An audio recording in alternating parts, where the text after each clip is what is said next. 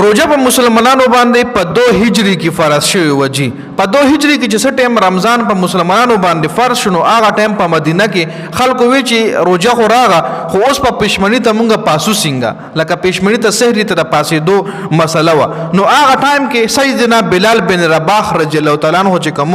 د فیصله او خلکو ته وی په مدینه کې هغه ټایم چې څومره هم آبادی و د بل شپې ګرځېدو او خلک په خپل چوغو باندې پښمنی ته را پاسول جی خلق په خپل چوغو باندې پښمنی تر پاسول نو بیا سیدنا بلال بن رباح رضی الله تعالی عنہ نقل نور خلکو هم شروع کول ورسره ماشومان به هم ډیر خلکو دا کار شروع کو د شپې به د مدینه په کوڅو کې ګرځیدل او خلک په پښمنی ته پاسول جی د عربی کې به د کوم خلکو به خلک پښمنی ته پاسول دی په عربی کې مسخرات ویل شي